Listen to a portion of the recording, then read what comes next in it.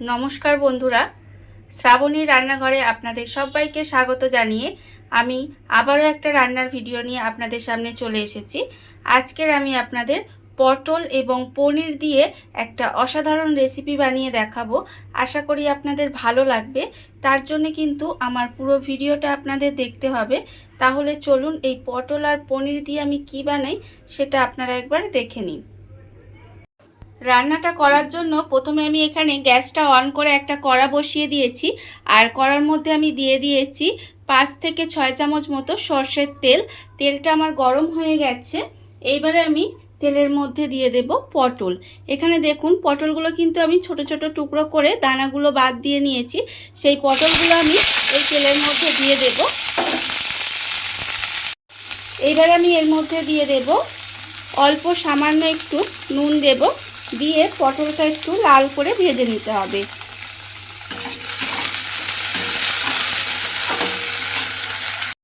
পটলটা আমার এখানে লাল করে ভাজা হয়ে গেছে। এইবারে পটলগুলো আমি আলাদা করে তুলে রেখে দেব।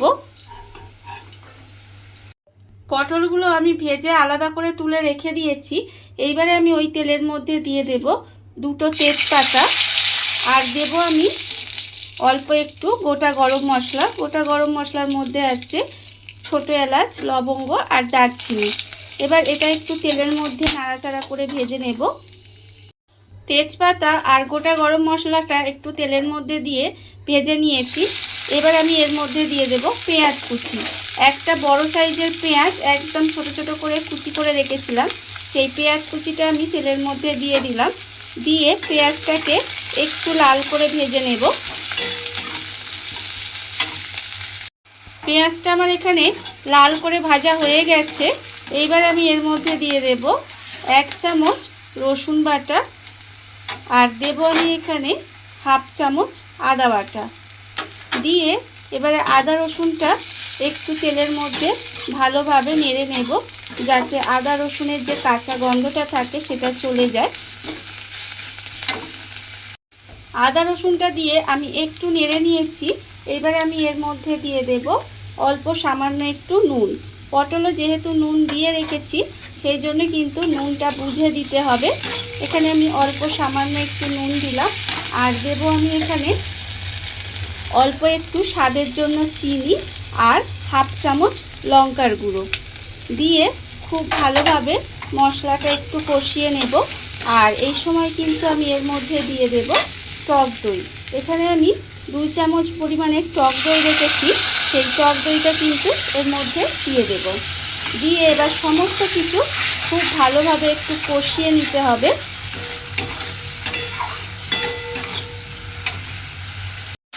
সমস্ত মশলাটা আমার এখানে খুব ভালোভাবে কষানো হয়ে গেছে। দেখুন মশলাটা থেকে কিন্তু তেলও ছেড়ে গেছে।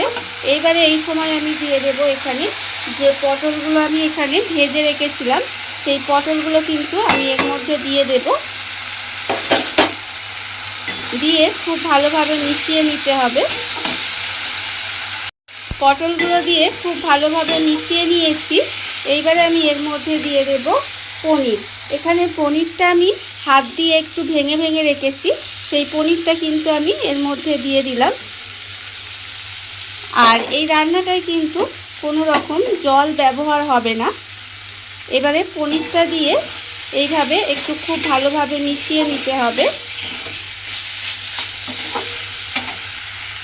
পনিরটা দিয়ে আমি এইভাবে নেড়ে নেড়ে 5 থেকে 7 মিনিট মতো একটু রান্না করে নিয়েছি। দেখুন আমি কিন্তু এর মধ্যে কোনো রকম রান্নায় কিন্তু জল ব্যবহার করিনি। এইভাবে নেড়ে নেড়ে একটু রান্না করে নিলেই কিন্তু রান্নাটা আমার রেডি হয়ে যাবে। দেখুন আমি 5 থেকে 7 মিনিট এইভাবে রান্না করে নিয়েছি। রান্নাটা কিন্তু আমার এখানে রেডি হয়ে গেছে। এবার আমি গ্যাসটা অফ করে দেব। দেখুন বন্ধুরা, বাড়িতে থাকা কত অল্প উপকরণ দিয়ে কত অল্প সময় কত সুন্দর একটা পটল এবং পনির দিয়ে একটা রেসিপি তৈরি হয়ে গেছে, আপনারা দেখতেই পেলেন। আর এটা কিন্তু খেতে ভীষণ ভালো হয়, আপনাদের বলছি আপনারা বাড়িতে একবার হলেও বানিয়ে দেখতে পারেন।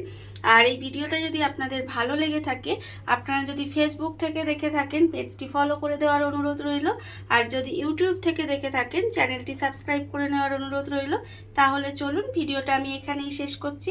আপনারা সবাই ভালো থাকবেন, সুস্থ থাকবেন। আবারও হাজির হব নতুন কোনো রান্না নিয়ে।